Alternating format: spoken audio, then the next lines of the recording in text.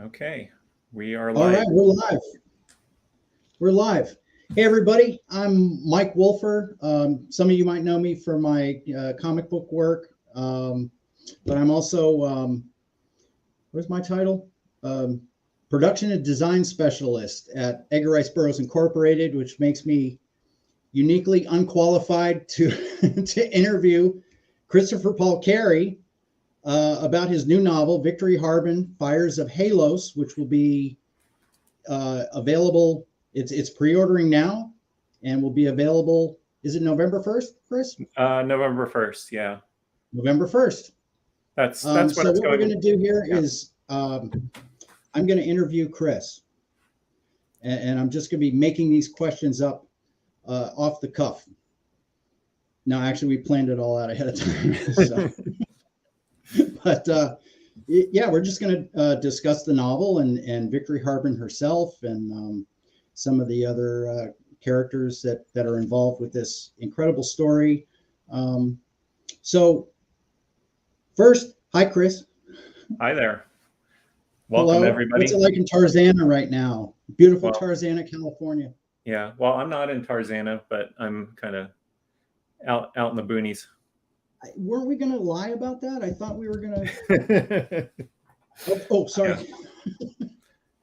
but I am in Southern Anyhow, California, not too far from Tarzana.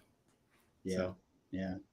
So, to get started, um, first of all, before we do anything, can you tell us a little bit about who is Victory Harben?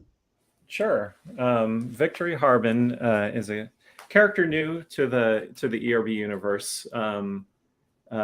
We introduced her uh, in, I guess it was late 2019. We kind of did a post about Yeah, her. But she is a young woman who was born in Pellucidar in 1932. And her mother was Gretchen von Harben, who was people who've read Tarzan and the Tarzan Twins uh, by Edgar Rice Burroughs, the juvenile Tarzan novel, will recognize Gretchen von Harben. She was a 12-year-old girl in that. Victory's mother was. So her mother was Gretchen von Harben. Her father was a Pellucidarian warrior named Nadak. And so Victory was born in Sari, Pellucidar, the capital of the Federated Kingdoms of Pellucidar under David Innes. She studied under Abner Perry when she was young and Jason Gridley, so two great scientific minds. yeah. She also trained, she was a Pellucidarian, so she was, growing up in this primitive Stone Age culture. At the same time, she was exposed to elements from the outer world from people who had come from Mhm. there. So she also, learned a lot of survival skills, fighting skills, and things like that from like David Innes and Tanar of Pellucidar, Tanar of Sari, I should say. Um, Mhm. and we get to see a little bit of her story of her youth in the novel Tarzan Battle for Pellucidar by Wynne Scott Eckert, who is actually with us here on the chat. Hi, Wynne. um, Oh, cool. and uh, so we get to see the story of how she um, runs into a Mahar or a Mehar, depending on how you want to pronounce it, from Pellucidar. These are the winged reptilian former overlords of Pellucidar, and she becomes motivated after a very enigmatic discussion with this Mahar queen, motivated to basically what she learns from this kind of advanced society. To go to the outer world to study. She wants to study physics and kind of understand how the universe works. And so at the age of 11, she travels to the outer crust. She turns 12 basically right just as she's coming up out of the polar opening. Goes to school in Tarzana, and lives with Captain Hines and his wife Anna Hines and their son Wolf in Tarzana. And so that's where she grew up, going to high school. Now she was, because of Pellucidar is a strange, timeless environment. Um, uh, time passes very strangely there. And so she was able to pack a lot of education into her time, if you want to call it time, since there's no time in Pellucidar per se, Mhm. into her short life in Pellucidar. She packed a lot of education in. So when she came to the outer crust, she was smarter than kids her age, and that caused her a lot of angst. And she also looked a lot different from her peers on the outer crust. She has very striking violet eyes, for instance, that she inherited from her father. And so she didn't fit in very well, I think, when she was in Southern California. And so she tested out of high school she got some advice from assistance from from her math teacher, and moved to England, where she got in under the age restrictions at Oxford, and went to Oxford at a very, very young age at a college named Darkheath. And so that's so she studied theoretical physics there, because she was, again, motivated by her conversation that she had with Tu Al Sa, the Mahar Queen. And that's kind of where we find her. She has just graduated from Darkheath at the beginning of this novel, and she's kind of trying to figure out what she wants to do. She kind of wants to go back to Pellucidar and see what it would be like to go back after all these years. She's been on the outer crust for, I think, about 6 years or so, and it just so happens that an opportunity arises for her to go back at that point. So that's kind of who she is, at least her background. Now, her personality, she comes from a family of adventurers and scholars and academics, actually. Her mother was studying at Columbia University, studying anthropology. Her uncle is Eric von Harben, who is from the novel Tarzan and the Lost Empire by Edgar Rice Burroughs. And he was an archaeologist, a linguist, and who studied the classics, basically. He also graduated college at university at a very, very young age. I believe he graduated at the age of 19. So it kind of runs in the family.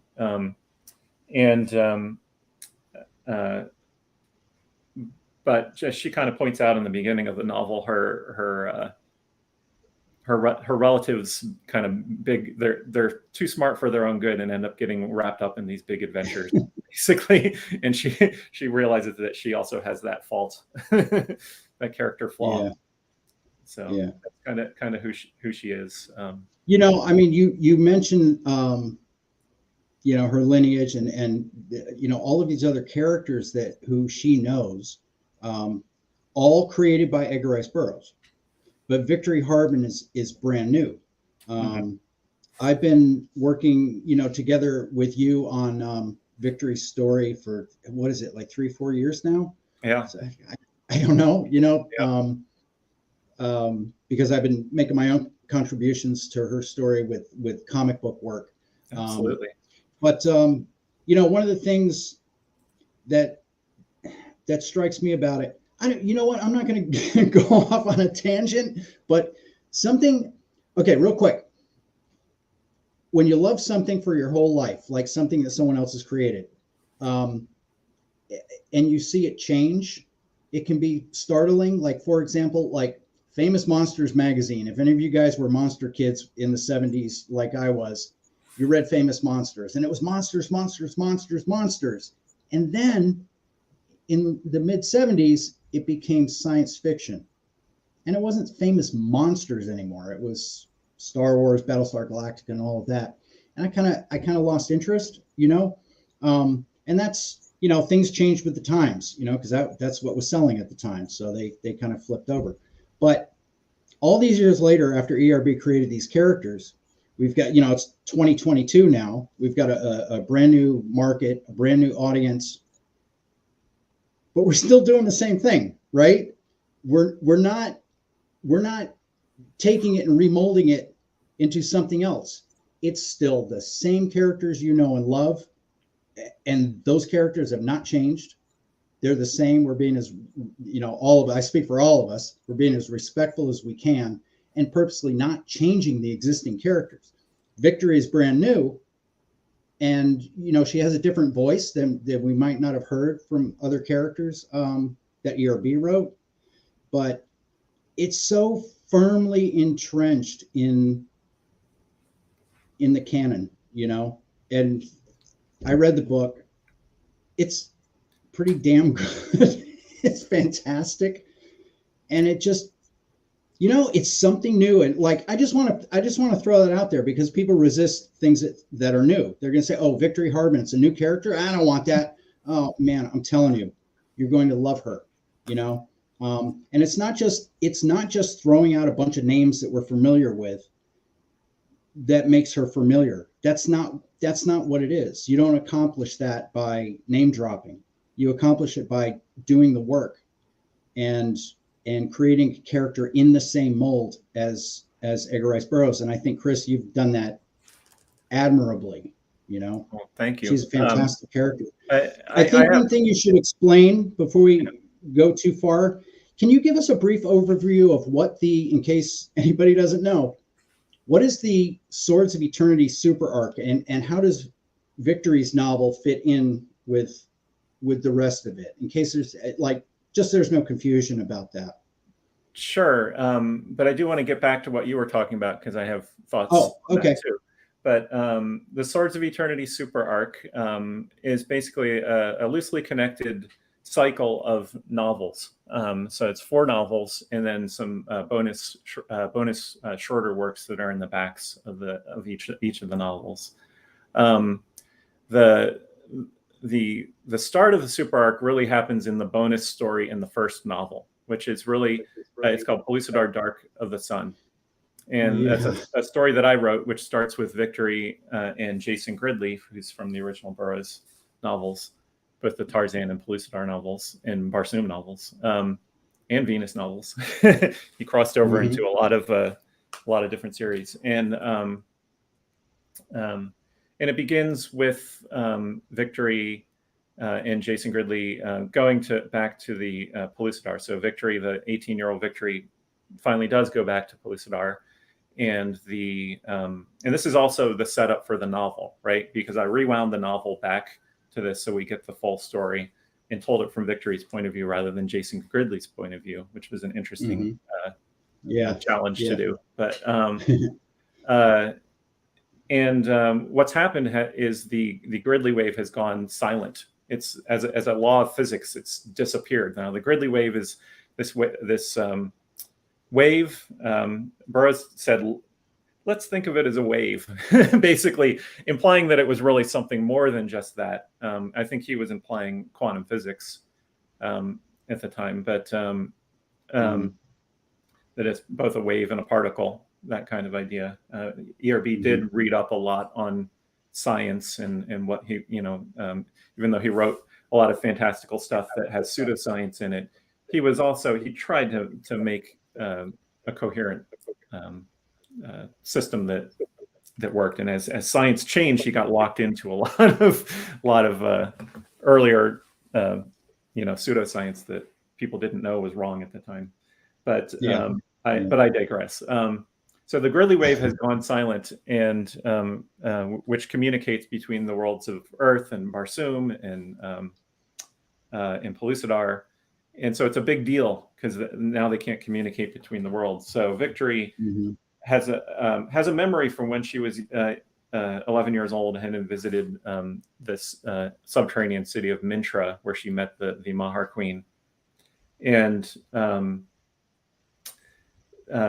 so she has a memory that she may know something about how to reinitiate the Gridley wave. And so that's the start of the story. And I don't think it's a spoiler at this point because it's been going on in the short stories in the back of the books that both her and Jason Gridley get swept up in a sort of wormhole, a maelstrom that transports them to other worlds. And then it goes from there. So that's both the setup to the super arc and the novel. But I did want to rewind and talk a little bit about victory in adding a new character to Edgar Rice Burroughs's continuity. Mm-hmm. I think we tend to, because Edgar Rice Burroughs passed away in 1950, and the only new works that came out were ones that he had written, that were published posthumously. We tend to think of Burroughs's works with a sense of nostalgia, and not more than that, just a static nostalgia, like it's frozen in time, and Yeah. but that's never the way it was when Edgar Rice Burroughs was writing. He was adding new stuff to his stories, to his integrated crossover universe, all the time, like, when he wrote Tarzan at the Earth's Core, like that must have been mind blowing at the time, Yeah.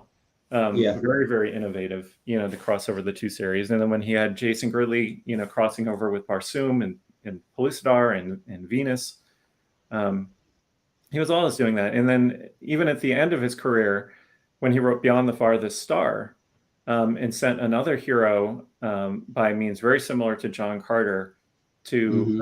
to another solar system far across the galaxy, he was creating new characters in new situations. He had that very, very strange solar system, the Oma system, and Mm-hmm. So the idea that that like adding a new character is like diverging from ERB, that's not really a thing. And he was, even in the any of the Tarzan books, like the later Tarzan books, he always added new characters. I mean, that's where the von Harben family came in fact, Yeah. So I just wanted to mention that, and that this book is in that vein. So it's just carrying on, moving ERB's stories forward, his characters and worlds forward. And he also Right. created new worlds, like I said, with the Oma system and all. And then in this novel too, we're going to get to see new worlds, and we're going to get to see, as I've said before, worlds that ERB hinted at. That like there are some little clues in Mastermind of Mars that there are intelligences on other planets in our solar system, and so we're going to get to see at least one of those, but we're also going to get to see some new worlds too that are fresh, that Burroughs didn't even hint at. So Yeah. You mentioned, science earlier. What was your process for like dealing with, the Burroughs pseudoscience? Like, I mean, you talked a little bit about it, that what we assume, I mean, we don't really know what he was thinking, but yeah, you know what I'm saying? yeah. So Burroughs' pseudoscience, if you want to call it that, I would just call it his world building. Really. Yeah. Yeah. And like I said, he got, he was, started writing, his first works came out in 1912, and when he's writing about Mars back then, he's writing about a lot of stuff, the Martian canals and all that. But he created this whole different type of physics based on solar and planetary rays. And he used this consistently in other works. He uses it in The Moon Maid as well. Yeah, it's all over. Yeah. And so, and there's an interesting there's an interesting paragraph in a scene in Skeleton Men of Jupiter, which of course is one of ERB's last works, one of his final works, where John Carter is talking about going to Jupiter in a spaceship, using this technology, this ray technology, and the idea that there could be even life on Jupiter, whatever that means, he realized, Edgar Rice Burroughs realized that was absurd from our point of view, but he couldn't. Yeah. But in his world, it wasn't absurd, and he had an uncanny ability to make it seem like believable, right? When you're reading it, you just get wrapped up in the adventure and you get carried along to these fantastical places. But he has John Carter remark on a line and say, you know, like, who am I but a simple fighting man, you know, to question, you know, he admits that the scientists agree that this can't exist, that there can't be life on Mars, there can't be life on Jupiter. Right. And he's like, who am I to argue? I'm just a simple fighting man. And so when you're dealing with that, he did have a consistent world building. And so I've carried that on. Now, Victory Harben has a background in theoretical physics. So she's going to question all of this stuff. She knows about it. She knows it exists. She's seen it. She's seen the moon of Pellucidar, the dead world that hangs a mile above the surface. She's seen the sun of the inner world that hangs eerily in the center of the hollow cavity of the inner world, you know. And she questions it while at the same time realizing that it does exist, you know. She questions how it can exist. And it's always been a question for her ever since she was little.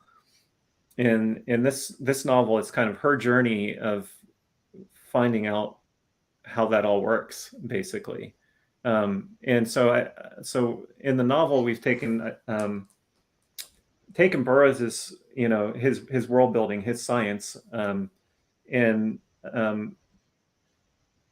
integrated it with how she would see it, basically. And it doesn't contradict anything that ERB created. It doesn't say, well, that's baloney, you know, that doesn't work, and we're going to throw that out. It's like, no, it's all still consistent with ERB. It's just seen through a different lens. So, and it's very, very interesting, you know. The thing is too, is that Burroughs convoluted the whole thing by creating a kind of a divergent science in a sense, and at the same time inserting himself as a character into his stories. Right. You know, like, so how do you reconcile the two? That the real Edgar Rice Burroughs, the man who wrote those novels, lives in the same world where people go back and forth to Pellucidar and Mars, and, you know, and is that something you'll be addressing in Victory Harben, Fires of Halos? Why, yes, it is. You know, I mean, I mentioned that, like, when we announced the universe back in 2019, I said that's one of the things we were going to be addressing, which is, you know, how is it that when we look up at Mars or send a you know, a Martian, you know, a NASA lander to Mars, that we don't see green Martians there, you know. And, you know, why can't we fly a plane up to the North Polar opening and fly into Pellucidar, you know? Or can we? You know, you know, is there a way maybe to do it? And so that's all addressed in the book. You know, in the same way, I think that Edgar Rice Burroughs would have done it. Now, I'm trying to let's see here how to get into the ghostly script. Well, that's funny, because I was just going to ask you. You mentioned other planets that Burroughs had, you know, had planted possible seeds all over the place. That's what he was so good at. One of the worlds is Halos. Yeah. And so can you explain what Halos is? I mean, you just mentioned a ghostly script. Yeah. So Edgar Rice Burroughs left behind a fragment of a novel. It's about 7,000 words, an opening of the novel, I believe. And it's a very, very strange novel. It's seemingly a novel almost of like, you know, like an occult connection with the afterlife in it. So it deals with this sort of world of the afterlife called Halos. And in it, he again sends another character to this other world, you know, upon his death, you know, just exactly like Tangor. And in fact, there are connections. He was obviously riffing off the same idea when he wrote Beyond the Farthest Star as when he wrote the ghostly script. He was mining ideas basically from the ghostly script when he wrote Beyond the Farthest Star, because we know that because in on his manuscript, it says on the last page of I think part 1 of Beyond the Farthest Star, it says he lists a bunch of alternate titles for the story, and one of them is the ghostly script. So and both books begin with communication with somebody on the other side or in another world via a typewriter, via the keys of a typewriter clacking without anybody touching them, clacking the keys without anyone touching the typewriter. And a story comes out of that. The paper just goes in and spits a story out, and so both the story in the ghostly script is not identical to Beyond the Farthest Star, but there's a similar ideas. How did you what made you decide to pull that in, the ghostly script and the elements from that? When I read the ghostly script, which was actually many years ago, I ran across a copy of it, oddly enough, in Philip is a Farmer's basement. A Burroughs fan named Bob Barrett had sent the manuscript to Phil with Stanton Burroughs' permission to see if he might want to finish it. And so when he passed, or after he passed, we found a copy of it in his basement. For people who don't know, I wrote a novel with Philip as a Farmer called The Song of Kwasine. And so when I read that many years ago, it just struck me that it was like a skeleton key, or like a unified field theory of travel, of that kind of John Carter-like travel in the Edgar Rice Burroughs universe. He had multiple Edgar Rice Burroughs had multiple characters who traveled via this means or a similar means. So he had John Carter, who lifted up his hands and willed himself to Barsoom. He had Ulysses Paxton, who did it in Mastermind of Mars, who basically died in the trenches in World War I and projected to Mars and inhabited a new body on Mars, or Barsoom. And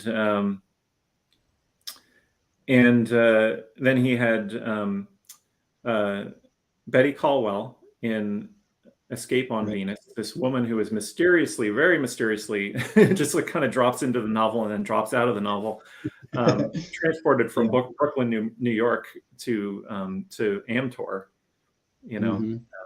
where Carson Napier goes, and then he had Tangor, right? So then he has this fifth one, which is his name is John Lee from the ghostly script, who wakes up on a world with 3 suns. And I realized that I don't want to actually go into what what that realization was, because it's in the novel. It's in Victory Harben Fires of Halos. But there was something about what he described about this world of Halos and what it was and where it was, most importantly, that to me spoke to me of he has now explained what is going on when John Carter traveled across the void of space to Barsoom. And so I thought that really just needs to go in here, especially with sending Victory off on these other worlds and stuff. If she's going to go by that means, I have to pull in what Edgar Rice Burroughs wrote about, right? And the most intriguing thing is the ghostly script, which seems to be the unifying thing, the unifying work. Yeah, explains all that. The interesting thing about it too is, like you mentioned, a skeleton key. It's almost like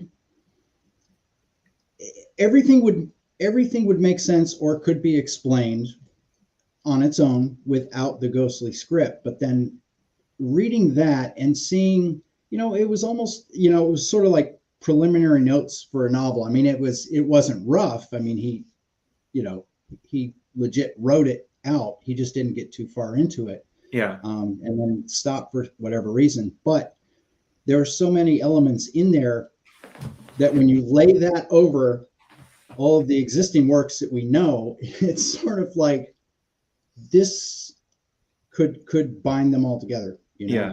Yeah. So And I when guess you, that's sort of what you're doing, you know, helping to explain some of the unexplainables. yeah, and there are other mysteries,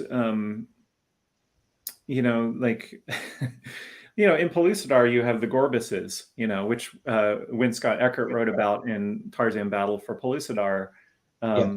And like we put them in that book intentionally because it's foreshadowing of, of what's to come, you know. But basically, you know, the ghostly script also helps explain what's going on in that, because that's always been an enigma to Edgar Rice Burroughs fans. Like, why this strange supernatural thing in Pellucidar where these people from the outer world who are like criminals have basically been reincarnated in the bodies of like these ghoulish creatures, you know, in this place called the Forest of Death. You know, what was that all about? You know, it's just like it comes out of nowhere, you know. But it actually, when you read the ghostly script in Fires of Halos now, you know, like that, that is explained, you know, that like I'm not saying it was explained in the ghostly script, but if you follow, if you read it, you can piece together an explanation for why that would be. There is a consistency that you can perceive. From that. It's, you know, like I said, obviously I've read it, you know, and just to catch up, you know, again, brief overview of the Swords of Eternity super arc. 4 novels. Each one's a standalone. Carson of Venus, Edge of All Worlds, Tarzan Battle for Pellucidar. Edge of All Worlds was by Matt Betts. Tarzan Battle for Pellucidar by Win Scott Eckert. John Carter, Gods of the Forgotten by Gary Gravel. And then Victory Harben, Fires of Halos by Christopher Paul Carey. If you want to read all 4 together, great. If you only read one of them, great. You know, like they're standalones. But I think you know, it's hard for me to talk about this because like I said, I've been interwoven with the whole thing. And it was a lot of work. And all of the creators who were involved did way above and beyond to make sure that all the little pieces fit together, that everything was absolutely accurate according to Burroughs. It's phenomenal. So if you read all 4 of them, it's just incredible. But you can read them individually. But that was an interesting thing. I thought, Chris, this was a huge challenge for you. How do you write the concluding chapter of a 4-book arc and introduce a new character, you know, like, and tell a standalone story, yet wrap up the events of 3 other novels, you know? Yeah. I know you knocked your brains out doing it. It was one of the most challenging writing assignments I ever had, basically. You know, not only that, like the antagonist was also introduced already. How do you reintroduce the antagonist? Because it was introduced in your story. Clash on Caspak that was in the back of Tarzan Battle for Pellucidar. So it was very, very challenging. But I found ways to do it. You know, so, and, you know, one of the ways I did it was to rewind back to the beginning to tell the story from Victory's point of view. Right. But at the same time, I couldn't retell your story, right? I couldn't like put your story in as a chapter again. I did seam in some of the quantum interludes that are at the ends of the volume. We put these little secret hidden scenes, kind of like those are like so cool. End credits, secret little scenes. I think a lot of people miss those too. I'm not.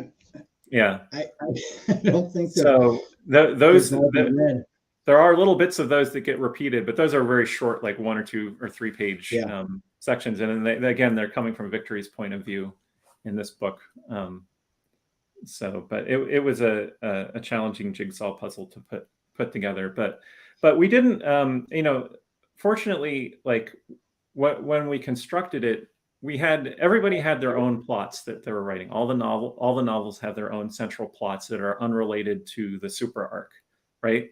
Mm-hmm. But what we did was we put in these little mysteries throughout.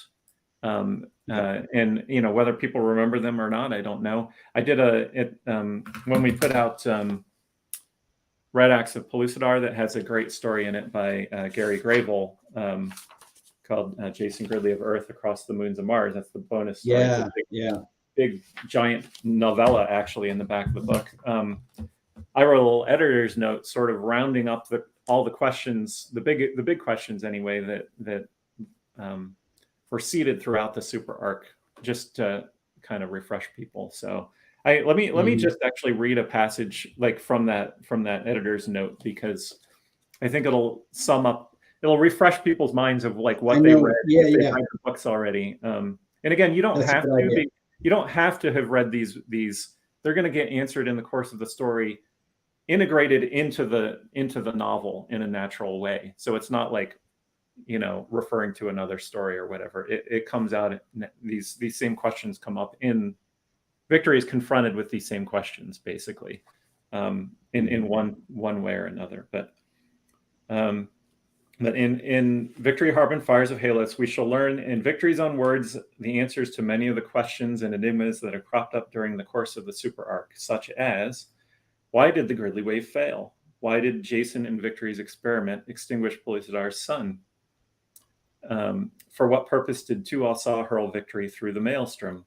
What is behind the teleportation effect that has seized Victory and her godfather? I should mention that her godfather is Jason Gridley. I don't think we said that. Why did Carson Napier find the corpse of a green Martian on Amtor? And why did Suzanne Clayton find a group of dead Wirus in Pellucidar? What is the odd auroral effect, meaning an aurora in the sky, sometimes witnessed by the crew of the O220 at the polar opening leading to Pellucidar? What is the nature of the violet aura that the Vagas warrior Renari perceived swirling around Victory? That's from one of the bonus stories, the one by Ann Tonsor Zeddy's Stormwinds of Vana. What is the meaning and significance of Victory's ritual tattoo? Who is the mysterious angelic being named Laveau? That's that antagonist that I mentioned earlier. Who are her hungry masters, and why is she tracking Victory through the angles of existence? Is there a common thread weaving through all of these bizarre questions? And if so, what is it? So that's you're going to get all those answers in here in this book. So it really was like a jigsaw puzzle, and like the bonus novelettes that are in the back of each one of the Swords of Eternity super arc novels, they are fun little standalone stories, but they all still tie in. And there's a, I don't know, we did a great job is what I'm trying to say, because no, it is amazing how it all works. Many little things sprinkled all over the place that it may, okay, that's cool right now in the context of this story, that's cool. But then 2 novels later, things pay off and you go, oh my God, I didn't even notice the thing that they did way back then, and we're doing stuff in the comics also that are, the ERB comics that I've been writing. Right. We have a lot of stuff intermingled in there, including some things that are going to be continued. I see questions already. What's the next thing? What's it? Your novel's not even out yet, and there's already questions of what's next. What's next? Yeah. Believe me, we're working on what's next. And have been working on what's next while we were still working on this. Yeah. So Mike and I, Mike and I work really well as a team. We have really good communication between the two of us, and we talk all the time. We have phone calls all the time, trying to line this up because we're basically running two different lines, right? We're running the comics. Mike is running the comics line, and I'm running the new ERB universe novel line, and we're trying to integrate it and build it and make it seem, make it into a cohesive world that makes sense, and that people are going to want to follow the breadcrumbs from one thing to the other, just as ERB did. I mean, ERB left breadcrumbs leading from one work to another. I mean, he was, doing that all throughout his works. From the 19 teens, he started doing that in his works. So, but it really is. It's a fulfilling thing to do. It's a fulfilling project when to get to work with this material and expand it in such a way. But we do have such a good team. So, and in addition to Mike, we have all the other writers that we bring in and consult with. And Win Scott Eckert is like kind of our chronologist. So he keeps us on the right track when we're trying to fit something into the timeline, right, to make sure we're not contradicting stuff. And is it okay that Victory Harben had a root beer float on a Tuesday? Right. I don't know. Ask when. Yeah. And then we have Victory Harben, right, and Jason Gridley, who are telling us their own versions of the stories, right, because we're getting these transmissions from them, and sometimes they have conflicting narratives, right? Like there have been times when Jason Gridley has said stuff that Victory disagrees with. You'll get a little taste of in my novel, but no, it's all good fun. So listen, there's something that we have to mention. It's like the elephant in the room. Hucklebuck, right? The Hucklebuck in the room. And can we talk about Hucklebuck? Yeah. Strangely, this little guy is also Hucklebuck. So yes. So Hucklebuck was introduced first in the comic book miniseries Beyond the Farthest Star, Warriors of Zandar, which I'm looking at Ralph B's comment there. So we'll talk about root beer floats in a little bit. Root beer float, okay. Yeah.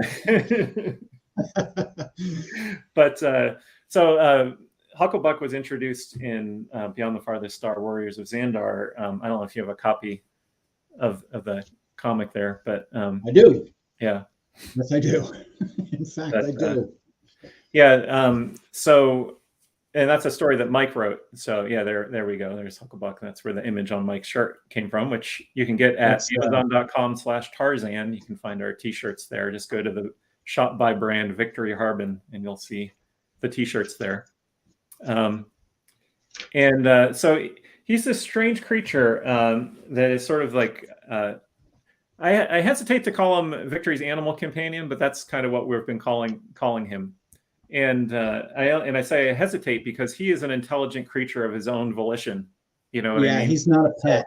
Just because he looks like a cute little guy or a big scary looking guy, depending on his form, doesn't mean that he's not as intelligent, or as we learn in Victory Harben Fires of Halos, perhaps more intelligent than Victory is. And Victory is really smart. So,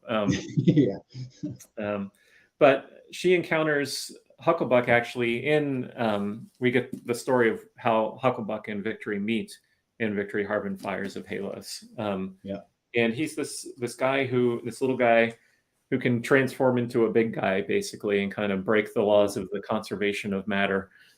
Seemingly, and Victory wonders about that too, because again, she questions everything about physics. And he's really fun. Everybody who has had, we sent out a bunch of advanced copies of the book for people to read and review, and everybody loves Hucklebuck. Everybody wants a Hucklebuck plush. So right now we've got the the T-shirt. So, I'll give a little preview secret thing here is we're gonna have a Hucklebuck trading card soon. Oh yeah. But, yeah. Yeah. But Well, there's been calls already for a Hucklebuck novel. right. And I don't know how we would do that because Hucklebuck speaks in musical tones. So maybe a comic or a graphic novel, we Yeah. could do it, Yeah. know. But You could do Victory a knows what he's saying, though. it would be cute to do a backup story with Hucklebuck and just all the dialogue is just musical notes. Yeah, So, I'm seriously thinking about it. yeah. But his origins are mysterious, and Victory, as of the time of Fires of Halos, does not learn what his secrets are. So that's a story for the future. Mm-hmm. But, yep. When Scott Eckert says, or no, Wayne Lackey says, "I'm not ashamed to say I'd order a Hucklebuck plush." Thanks, Wayne. I'm with you there. So, and thank you, Jess and Wynn, for addressing the root beer float, ice cream float question situation there. Yeah. Yeah. So Victory, the root beer floats do come up in the novel a couple times. Victory has been flung far away from home for a long, long time, and so she thinks about the things that bring her comfort. One of which is root beer floats. Yeah. Yeah. So, heck yeah. Yeah.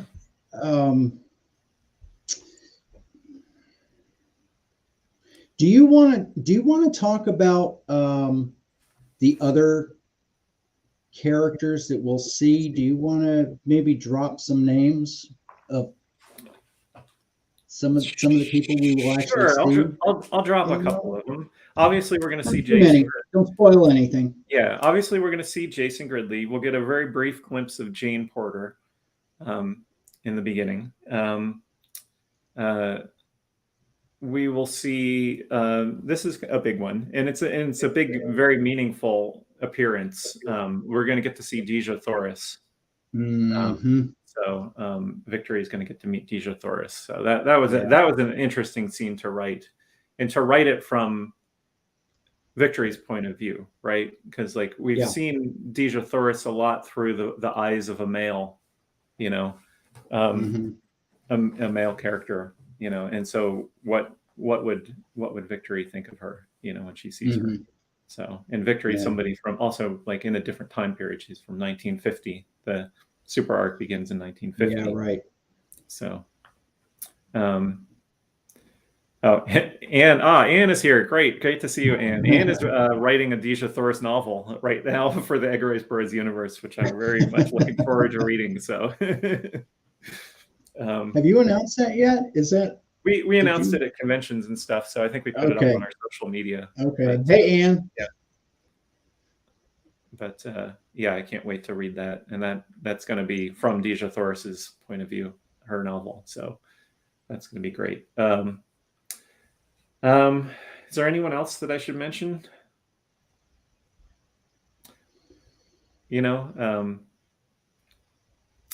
She meets some new characters, and I'm really excited about one of the worlds that she visits that Edgar Rice Burroughs hinted at, and hinted that there were great intelligences there. Oh. And that plays a major part.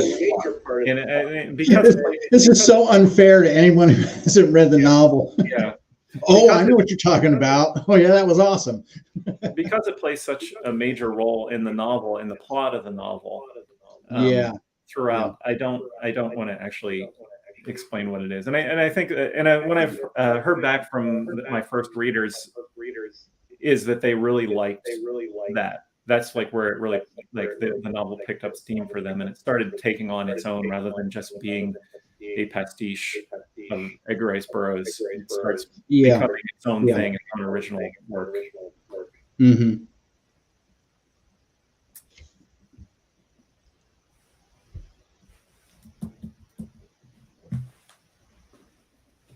So, do we have any other questions? Do we want to answer questions? That's what I was just looking to. So Ralph had earlier said, what medium can we expect to see Victory again, graphic or prose? I think we can answer that one. You want to tackle that one? We can answer that one. Okay, so here's the deal. Here's what's going on at ERB Inc. As you may or may not know, we're publishing comics and graphic novels now at ERB Inc. They are 100% canonical, and we're being very, very careful about what we want to release and how we want to release them. Because again, as I mentioned earlier, everything's tied together, and these new projects we're working on are like so tied with other things, including novels, other comics stories, but also the novels themselves and things that haven't even been announced yet. So we're the next thing we published Jane Porter, The Primordial Peril. That was the very first comic published by ERB Inc. That was a one shot featuring Jane Porter. And we're following that with a full Jane Porter graphic novel called Jane Porter in the City of Fire. And that'll be on Kickstarter really soon, like really, really soon, within, a number of days that are probably less than that. But announcements will be going out about that. But following that, there's going to be a Victory Harben graphic novel. That too will be available through Kickstarter and eventually a mass market edition through ERB Inc. But that is going to continue Victory's story, and also the story of another character. I mean, we can say, right? Yeah. I mean, yeah. Okay, Tila. Yeah, absolutely. If you don't know who Tila is, yeah, there she is. It's this character here, who appeared with Victory in the comic series Beyond the Farthest Star, Warriors of Zandar, which takes place after Fires of Halos, but came out before Fires of Halos. It'll all make sense. I promise you, it'll all make sense when you read it. You'll see how it all fits together. Yeah. So this new story is it's being drawn by Alex Rinaldi, who is phenomenal. He drew Zorro and the Land of Time Forgot, and also the first Beyond the Farthest Star Warriors of Zandar series. He's drawing the graphic novel. He's almost done with it. We're working way, way ahead to make sure that all of these books are absolutely completed before we offer them, through Kickstarter. But it's just, I've had so much fun. Tila is brand new. And what's even cooler is it takes place on a brand new planet. Do you want to jump in at any time, about the Almost system? I don't know if I don't want to ramble too much. If you want to insert any info there. So well, the Almost system is this strange system that Edgar Rice Burroughs created of 11 worlds orbiting a central sun in the same orbit, basically. And there's an atmosphere tube connecting the different planets together. And so you can theoretically travel via airplane from one world to another. So Zandar is in Beyond the Farthest Star. That was in Beyond the Farthest Star by Edgar Rice Burroughs, and Zandar is one of these worlds. So that we get to see in the comic book miniseries and in the new graphic novel, Ghost. Did you say the name of the novel, the graphic novel yet? I didn't, but we've said it out loud, haven't we? Yeah, we've said it before. So Ghosts of Victory Harben, Ghosts of Omos is going to be the name. It's up on the canon page. We have the edgarriceburroughs.com/ERBU canon. We have it listed there. So in the novel Beyond the Farthest Star, we only saw the planet Pelota. There was mention of the other planets, but there was nothing at all known about them. So, you know, we got talking about it. It's like there's 10 other planets that are absolutely wide open to explore. So we picked Zandar, and Victory ends up on Zandar, which you'll see. Yeah. You'll see what Yeah. I'm talking about when you read Fires of Halos. But she meets a native there named Tila, and I've had just a blast, like creating her culture as well as the culture of two other races that are on that planet, and constructing their religions and their philosophies and the whole planet. Like, I did more work than I thought. Chris keeps saying that it it's not an insult or anything, but he said it reads the backup story that I wrote, Beyond the Farthest Star, Rescue on Zandar. Chris said it reads like, what'd you say, like a D&D campaign manual or something? Yeah, like an RPG campaign setting manual to some degree. But I also said like an ethnography, which is a description of a culture, because you do, and it's integrated, of course, with the action, you know, but you do weave the entire culture of, you know, like her society, the culture that she grew up in. You get to learn it. It's a very alien culture, right? And so you learn it from her point of view, and you get to see it, and you get to kind of go through a day in the life of Tila in this story, Beyond the Farthest Star, Rescue on Zandar by Mike Wolfer. So, well, and that's the same thing that you did with the unnamed world that you mentioned earlier that we don't want to give away, but that figures prominently in Fires of Halos. Yeah, you were able to construct this unbelievable, like, it was so real. It seemed so real. It was so well thought out. And I think that's a strength of it. That's probably what, you know, advanced readers were reacting to. It was like, oh my God, the work you did to make that an actual place. Phenomenal. Unbelievable. Well, and I think when while we're talking about the world building, we should mention that, like I was saying, Mike and I work very, very well together, and we communicate all the time, and so we're able to do these linkings between the different things that we're working on. So, in Ghosts of Omos, and even in Warriors of Zandar, there are little. You don't even need to know them. Like, you don't need to know that they're an Easter egg, because they read so seamlessly. It's not like a forced thing. But if you've read when you read Fires of Halos and then you go back and reread Warriors of Zandar, you'll be like, oh my gosh, I can't believe this was right there in front of me. Yeah, they told us. You did that also with, you kind of picked up threads from when you read my novel in advance, right? So you got to see what I wrote about Zandar. And then you kind of played off of that, because like there were little things you're like, that's interesting. It's just like this little throwaway description of something from their culture or whatever, and like then you took it and kind of ran with it, you know. So and I'm not, you know, I'm not giving away any secrets about how the creative process works. I mean, it's just, you know. Yeah. Oh, we lost Mike. He'll come back in a second, but his story is quite good. So. Okay, now I need to do a song and dance while Mike is. No, here he is. He's back. We can't hear you yet. There you go. Okay, there we go. I touched that wire I wasn't supposed to touch.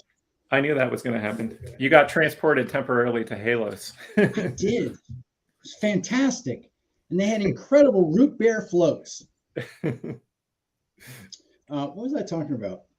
We were talking about the world building and the interlinking of the stories and how the creative process. Oh yeah, I was going to say that it's not, you know, I'm not giving away any secrets, but you know, Chris was writing Fires of Halos simultaneously while I was writing the graphic novel Ghosts of Omos, which takes place after, you know, so after after I read Chris's novel and it was completed, I went into my script for Ghosts of Omos and I'm like, okay, let me change that. Let me put this little thing in here. Let me, just to make sure that they seamlessly, because we don't fake anything here. Oh boy, let me tell you, getting approval for anything I do is like pulling my hair out. Wait, you can't say that, Mike, because this, and then we have to ask Wynn about it. And Wynn says, Mike, you can't do that because of this that happened in this novel. That's fine. I don't care. We'll change it. We'll make sure that it all fits. I mean, I'm a fan too, and I don't want to see inconsistencies. And I don't, it like pulls me completely out of the story if I read something and I go, no, that's not. They got that wrong. It's no fun. It's no fun for me anymore. Yeah. So yeah, we're doing our best. Here's a funny comment from Ann Marble. I'll put on the screen here. It's like, automated captions have problems figuring out some of the Burroughs names. I can only imagine. Yeah. We didn't even say teteculate yet. Teteculate and fluellation. What that one looks like. Yeah. So speaking of teteculate and fluellation, I was going to mention that actually. When you see words like that crop up, which have cropped up in the super arc novels from the beginning. Yeah. Yep. Those are coming from the Ghostly script. Those are coming from Edgar Rice Burroughs' unpublished work. Yep. Spoiler. Yeah, I don't think you mentioned that was never published. I mean, yeah, I think a lot of people here probably already know about it, but yeah, it's a good point to make. It's a big secret. You'd be surprised. I think there are a lot of Burroughs fans who haven't really been aware of the Ghostly script or what it is. When I was at a Burroughs convention in 2019, I announced this book before I had written it. That it was coming down the pipes, and I asked people if they knew what Halos was, and I got crickets. So, that was from the hardcore Burroughs fans. Really? I was very surprised. Maybe they were just tired. I don't know. Wow. So, anyone have any questions? Feel free to ask questions. Do we want to talk about root beer floats? No.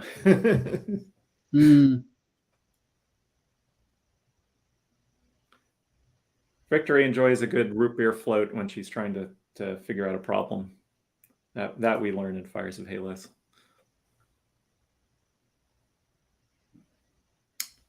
But do we want to give this? Do we want to give this? What's that? Go ahead. Do we want to give? I was going to say I can't read this person's name. It's Greek, I think. He's been reading the comics, loves them. Fantastic. That's great to hear. And Jess has a question. Will we see Laveau in the future?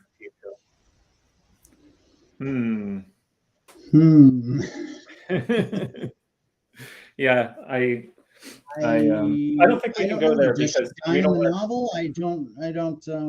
We don't want to spoil the novel, so we don't want to. I don't think we want to go there. But it's a good question. Yeah. Do we want to give our some exclusive sort of breaking news about the Kindle edition of the book? Do we want to do that? Oh, do it. Should I do it? All right. So no, don't do it. No. Yeah, totally. Yeah.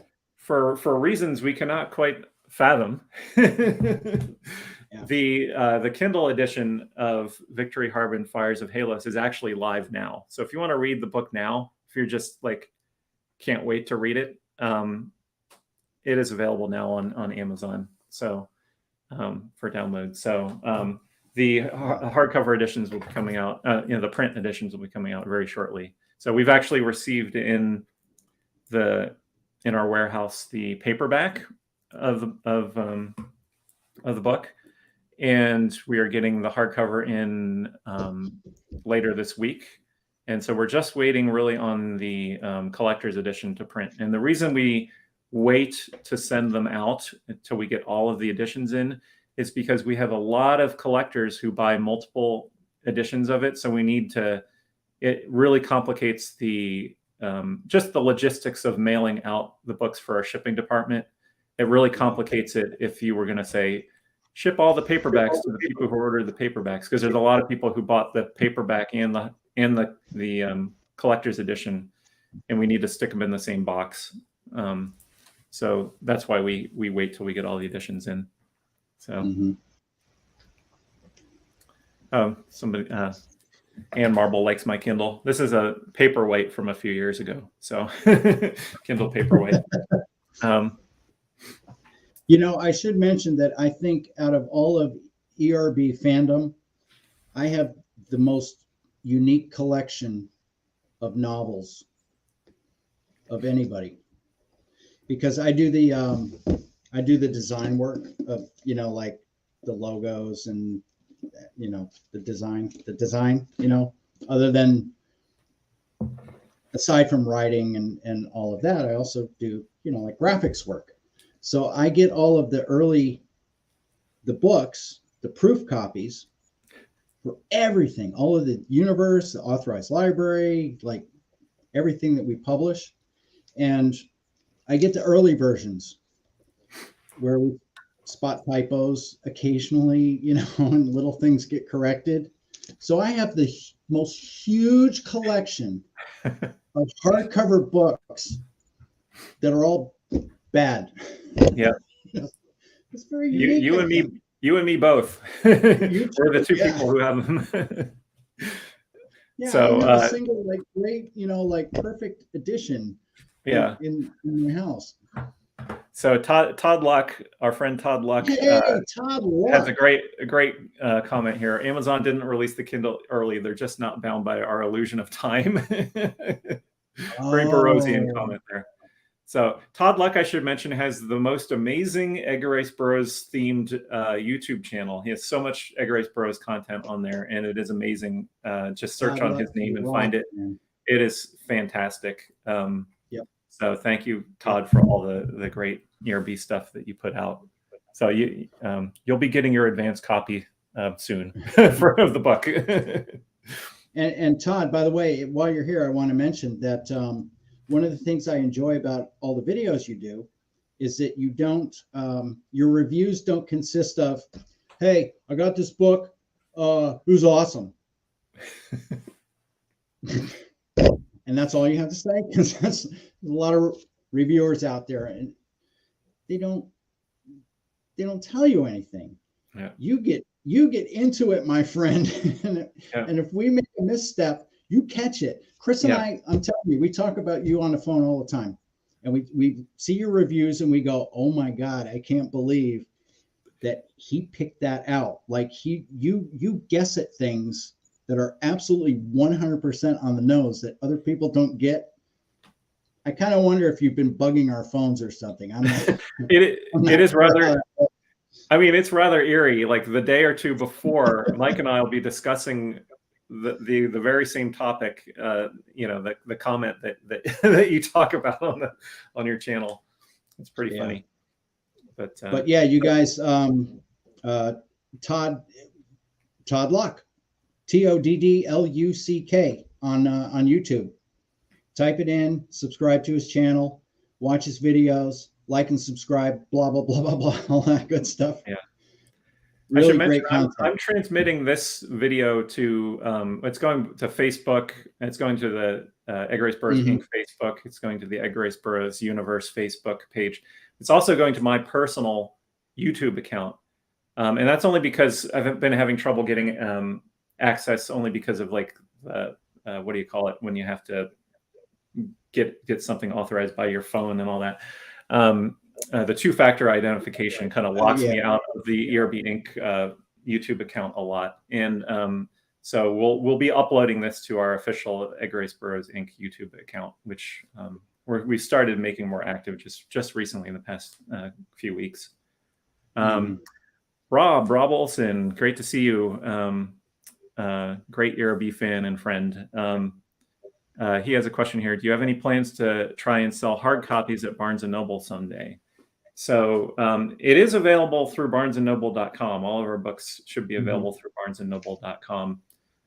They should be able to order them into the store, I believe. if you request it. I'm not 100% sure on that, but they definitely should have it in their database. The reason we don't have like physical distribution in a lot of stores is because just sort of the nature of the business. When you do that, to get the distribution, you have to make your books returnable, and our facilities in Tarzana are just really too small. Our warehouse is just too small to be able to, and our team is too small to be able to handle getting thousands of books back for returns, because you say you put a book out and they buy two, each Barnes and Noble store orders 2 copies of it. That could be 1,000 books, and then they sell, say they even do really well and sell 60% of them, which would be, like amazing in the book business. You're going to get 40% of those books back. And each time for each release, you're going to get those books back in all the different editions and stuff like that. And we'll just, they're going to be damaged by returns. And so that's been one of the reasons that it's stopped us from having the giant distribution. But we're working on solutions to that. So we'll see. Hopefully one day. And independent bookstores, if there's anybody from an independent bookstore out there watching this at any time, please feel free to contact us. Go to edgarriceburroughs.com and find the contact information, and ask us about our wholesale rates, because we're really happy to work with small independent bookstores. So, Todd said, this is another comment from Todd. He says, came in a bit late because I was out getting Monster Men Isle of Terror #3. So Monster Men, got Monster Men shout out. So that's coming out from American Mythology. So I guess it's just out today. So we looked yesterday to see if the Kindle was up, and we didn't see it. So it's good to see it's in the comic shops. So I'm not going to. Really great series, by the way. And Mike masterminded that series, and he wrote it. Did you do some of the variant covers on that one, or on Isle of Terror, or not? Yeah. I thought so. Yeah, I did some of the variant covers. Yeah. So again, I don't want to diverge too much from Victory Harben, because that's what this is about. But again, talking about what we were discussing earlier about everything being interconnected, with all the comics work that I've done, including the Monster Men, there's really subtle stuff in there that I've been doing for the last 4 years, to weave things together in ways that you wouldn't expect, and you might read it and go, oh, okay, whatever, that's cool. There will be payoffs to like all this stuff that in ways that you would not expect. For example, and I'll just throw this out there, I did a Moonmaid series, Moonmaid: The Three Keys. The narrator of that was Townsend Harper Jr., who's the hero of the Monster Men. So figure that one out. We're just we're trying to bring the excitement back, and like go in new directions that aren't too divergent. Like I was talking about earlier about, we're moving into new territory, but it's absolutely respectful of the source material. So it's tough. It's hard to do, but you have to have the absolute right people involved. And I think that's what we've got right now. We've got the right people involved. There's a lot of people with great ideas that come in and say, I've got this wonderful story where I want to do this Tarzan thing. And it's like, changes them into a half cyborg, whatever. No, I'm sorry. No, that's not what we're doing, So all this new stuff is just like, I really, really hope you guys are enjoying it, and that you're having as much fun as we are, and that it all feels organic, Yeah. And we are integrating the comics a lot with the novels, so that there is a lot of crossover. And like, I just pulled this. This isn't the particular issue, but like, Land That Time Forgot, Fearless, which was the last Land That Time Forgot book. That's a great comic, and but there is a Victory Harben reference in the. There's a cameo in it. If you get all the issues, you'll find a cameo of Victory in there. So spoiler, but oh no, so, wait, was it that one? Well, it's wait, let's see here. I mean, well, there's a link. There's a link. There's a link to Fires of Halos. Yeah. In Fearless. Yeah. Actually, the Victory Harben cameo, the Victory Harben cameo is actually in Across Savage Seas, which that's relevant actually to the novel, because Police Star Across Savage Seas. Sorry, I was getting it mixed up in my head. Police Star Across Savage Seas, which I wrote the story for and Mike wrote the script for. It's the story basically of Victory Harben's mom going to the Police Star. I'm glad you brought that up. So Victory Harben's mom, from Tarzan and the Tarzan twins with Jad Baljaw, the Golden Lion, if you want the full title. Gretchen von Harben. Yeah. She travels to Pellucidar in this series.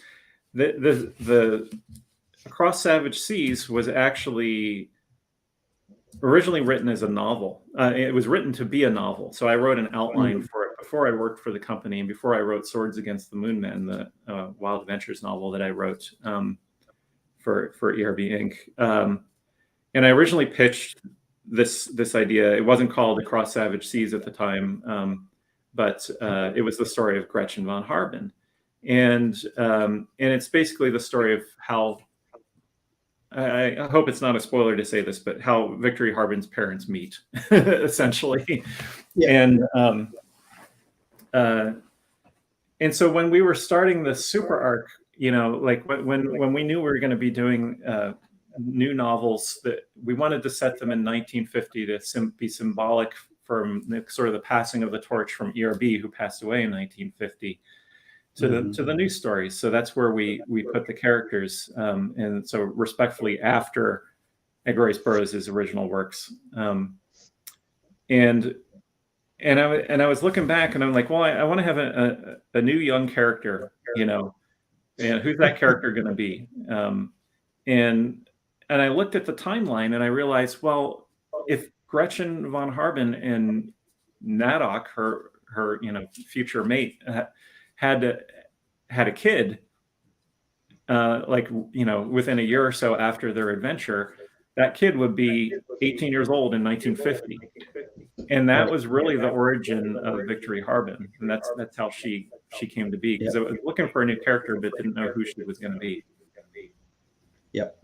So, yep. But and then of course, on top of that, I mean, not only was Pellucidar Across Savage Seas the origin of Victory Harben, in a sense, how her parents met, it's also the origin of the vacuum airship Favonia, right, which figures prominently in Jane Porter and the City of Fire, the new graphic novel that's coming out. It's all tied together, man. Yeah. I can't wait for people to see the Jane Porter. I know we're diverging from the subject, but I can't wait for people to see that graphic novel. It's really, really fun. And the artwork is great in it, and the story is fantastic. So. Yeah, Mariana Puglia drew that. Fantastic. Fantastic art. Yeah. So, yeah, that's almost complete. We're just getting the last bit of coloring and lettering done on it, and then that'll be done. Yep. Artwork's all done. So. Yep. How I Met Your Father at the Earth's Core. Wow. Yes. We've got a comment here. Favonia, Gretchen's sister-in-law. So the Favonia airship is named after Eric von Harben's wife, Favonia, who he meets in Tarzan in the Tarzan and the Lost Empire. So again, all tied together. Yeah, that's a great comment. Oh, new favorite poem, Gretchen. Yeah. Yeah. Yeah. So The Gretchen is greatest great. girl in comics. I would like to get back to doing more Gretchen stuff at some point. And I do have an idea for a story that I'm calling Pellucidar the Mahar War, or Mahar War, depending on how you pronounce it. I have to admit I say Mahar because I was infected by watching the Doug McClure movie, you know, when I was a kid. So, but It's Mayhart to me. What's that? It's Mayhar to me. Mahar. Yeah, that's what Mike and I say when we're talking to each other. We say Mahar. So I've changed it while Mahar. I'm talking live, because I do think a lot of people say Mahar. So I was talking to Chris Holmes, who is John Eric Holmes's son, the other week, and he said Mahar, and I know he knew his father knew Holbert Burroughs and John Coleman Burroughs. So I'm wondering if it really is Mahar. So I haven't found a pronunciation guide for that one. So Yeah. I do know one thing. It's Tarzan. It's not Tarzan. Right. At least not to me. There's one letter where ERB said, I think that he hung around people from Hollywood long enough that he started calling him Tarzan. Yeah, Tarzan. Yeah. Wait, what? Yeah, we got to delete that one. Oh boy. Wow, cool. They're blocked. Mahar. Yeah. Interesting. Demos says he pronounced it with the emphasis on the second syllable, Mahar. And I've heard that as well. And I think that's like, like sort of an Indian pronunciation. So, well, you have had access to some of ERB's personal notes and things like that, and you have found some pronunciation guides. Yes. But that one wasn't in there. In our Edgar Rice Burroughs authorized library edition of, I believe, Tarzan and the City of Gold, in the archival section, we put actually Edgar Rice Burroughs's pronunciation guide for the Tarzan novels in there. Mm-hmm. So, but I looked; it does not have Mahar in there. I was hoping because of the Tarzan at the Earth's core that it might be in there, but it wasn't. Yeah. But there are some surprising pronunciations too. I believe he says Mangani, I believe is how he pronounced it instead of Mangani. Everybody says Mangani. Tarzan spammers of Pellucidar. So, but yeah. So Victory Harben, I'm predicting she's going to be a big deal. I think she's the hero we needed now. She doesn't pull any punches. She's smart. She says what needs to be said. She, she analyzes everything very carefully. Like, she's just a fantastic character. I love the novel. Have I mentioned that? I love the novel. It's a great novel. But as a person, and you guys will see when you read the book, you fall in love with her. She's such a great person, Fantastic. So an interesting character to write, and I was, she kind of comes from sort of two worlds. I mean, she literally comes from two worlds, right? Like, well, yeah, there you go. And Earth. She's got 1 foot in one and 1 foot in the other. Yeah. This is her story of finding where she needs to be. Basically, it's a kind of almost a coming of age novel in some ways, or sort of the hero's journey, at least the hero's journey for her, And Demas said, I got the comics from my nieces and they love Victory, really connected with her. That's what we want to hear.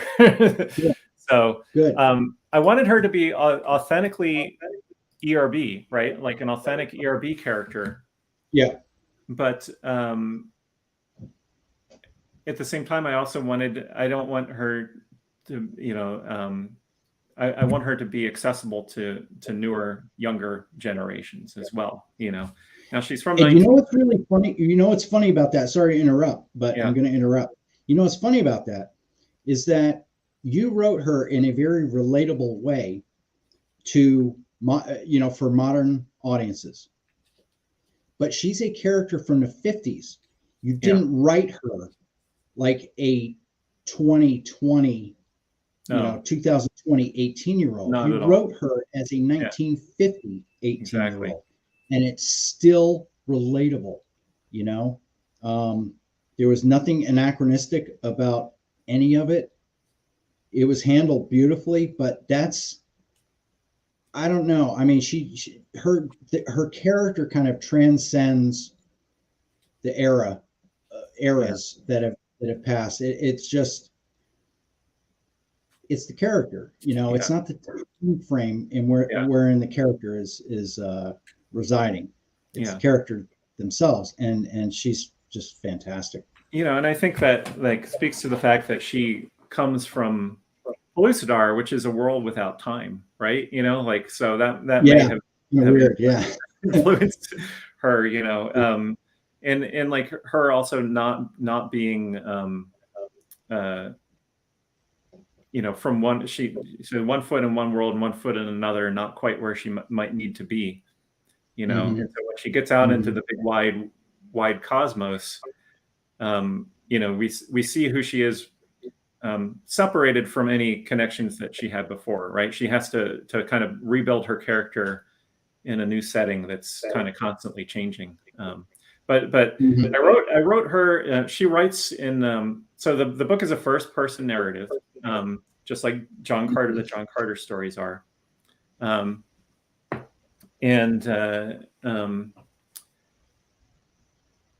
sorry, I'm getting distracted by the conversation between Demos and Win in the chat. And so her narrative reads very, very much like that first person Edgar Rice Burroughs narrative. It has that sort of elegant flair to it, to the language.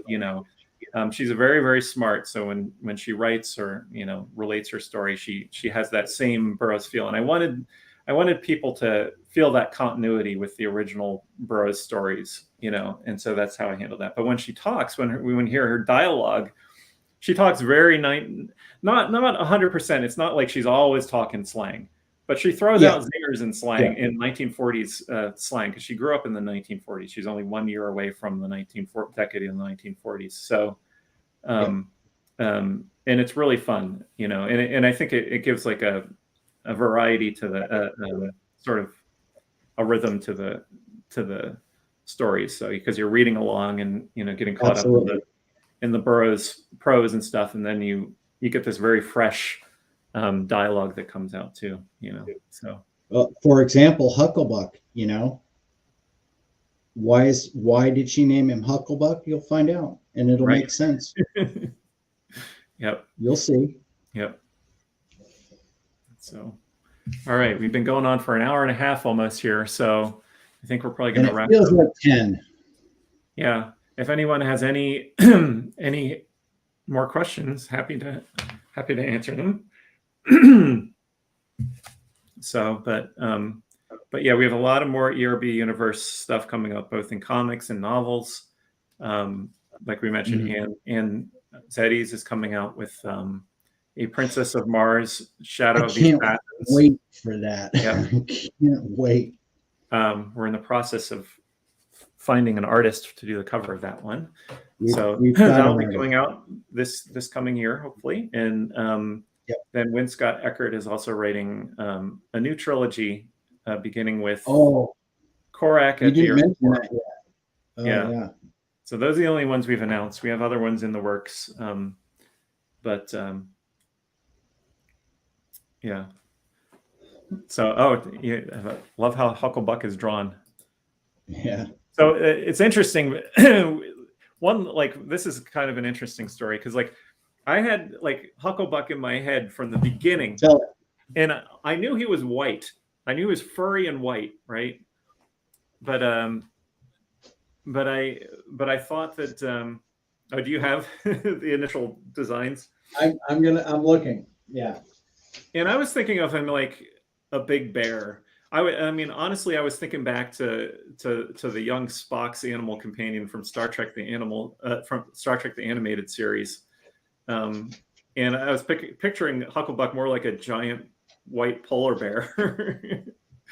And then Mike had his own ideas about that, and we went back and forth on it. He sent over a design that was cool, but it still didn't have quite the warm feeling I wanted from Hucklebuck. And so we made some modifications to it, and it just turned out really, really fantastic. So yeah, I've got it here somewhere. I draw on a scrap of paper that I have, and I've got just all kinds of sketches scattered all over my office. I just remember originally his claws were very very almost rodent-like, and I wanted to move away from the rodent thing, and so we made made his paws a little bit more cat-like. Right. A little bit, put some fur on them and stuff. So yeah, it's I haven't drawn. I mean, I did the the design sketch, but I haven't drawn Hucklebuck like in a story myself, and he's got to be really hard to draw because he's a big blob of fur, and like how does a big blob of fur emote? But Alex Rinaldi has done a fantastic job of absolutely of giving him a personality. Yeah. And she's again, Hucklebuck's on the cover of the book there. I don't know. That's a little Hucklebuck. But anyway, Demas has a question here. Any chance the Swords of Eternity will get optioned for a film? I hope so. I have certainly discussed it with studios at various points. So we'll see. We're out there shopping everything ERB, so you never know what somebody's going to be. The reality of it, which should be mentioned though, is like there would be multiple properties involved, so that makes it a little kind of difficult. Yeah, but what Mike's saying is like a lot of the properties are already committed to various I didn't say that. Various options. So I didn't say that. You did. No, that's fair to say. So, but I still think it's doable.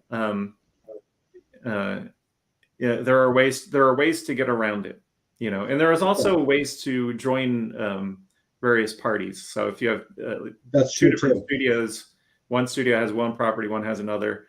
If they see dollar signs in it, they'll be interested. So, so that would be fantastic. It would be great. I would love to see the ERB universe out there. ERB cinematic universe would be amazing to see. So Hucklebuck the movie. I could see definitely an animated Victory Harben with Hucklebuck and Victory going around in Tila. That would be amazing. Yeah. So yeah, and instead of voiceover artists, you would have just somebody on a flute, just playing music. Yep. Yeah.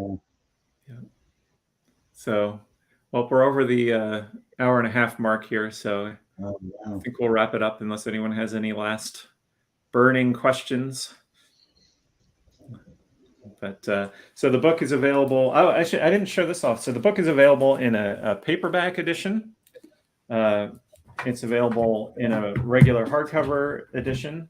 So when I say that, it's just got blue boards, just plain blue boards underneath of it. And then it's also available from EdgarRiceBurroughs.com exclusively in a collector's edition, which you see it says collector's edition on the back cover here.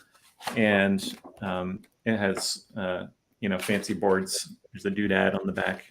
And that comes also with 2 collectible trading cards. If you order any edition of the book from EdgarRiceBurroughs.com, you get the Tila card. And we're numbering these cards, by the way. Tila's number 13 and Victory, the Fires of Halus one, which comes with the collector's edition. So you get both of these with the collector's edition. That one's number 14.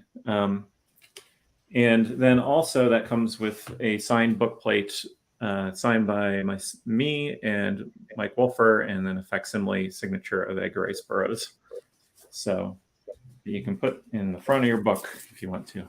It's adhesive. So that's available from edgarriceburroughs.com. And then we have a Kindle edition. We also have an audiobook edition coming out. That should actually hopefully release on the Audible edition should hopefully release on November 1st, knock on wood. So keep an eye out for that if you like audiobooks. I think the discs might be shipping later because I ordered some the two different forms of hard discs of the audiobook, and I think they're shipping. It's going to take about 2 or 3 weeks before they release. So, but yeah, they're all. Chris played some snippets of the audiobook for me tonight, so I could hear the narration. It's fantastic. Yeah, beautiful. Well, actually, if you go to soundcloud.com and search on Victory Harbor Fire Taylor, you should be able to find the audio clip that was uploaded by Oasis Audio, the audiobook publisher that we licensed the book to. So, narrated by Jamie Draper. So, yep. So, and that's got, again, Mike's story in it too. So the audiobook of Mike's story will be in there. So that'll be fun. Can't wait to hear it. So, all right, guys, check it out at earburroughs.com or edgarriceburroughs.com. Either will get you there. It's also on Amazon and pretty much wherever books are sold online. If you're coming from outside the United States, outside the continental U.S., you might want to try bookdepository.com. because they have free international shipping. So it'll save you a lot of money. But that's it. And then if you want a Hucklebuck t-shirt, Victory and Hucklebuck t-shirt, go to amazon.com/Tarzan. So that's it, guys. Thanks for joining us. And we'll catch you next time. Maybe we'll do another video. I was thinking about doing a reading from the book maybe in the future. But we'll definitely be doing more videos. I want to have after the book is released, I want to do a video that is going to be all of the super arc writers. So I don't know if Anne and Wynn and Gary are still on here, or we want to have all of them on and Matt Betts on, and we'll have the whole super arc crew on to do a roundup of the super arc. I think that would be really fun to do. So I'm not sure if we'll do it as a live stream or what, but I kind of like the live stream format. It's better to be able to interact with people rather than you're looking at a dead screen. So cool. Wins in, so that's good. So alrighty, so everybody take care. Thanks a lot. Thanks everybody for joining us and for your questions and comments. Really enjoy making all this stuff for you and connecting with you, and I hope to see some of you at the fan conventions too coming up. We'll be at Edgar Rice Burroughs Incorporated will be at LA Comic Con in December if anyone is in Southern California. So hope to see you there, and then we'll do the convention circuit next year too. So all right. That's it for us. Take care. All right. See you guys. Thanks a lot.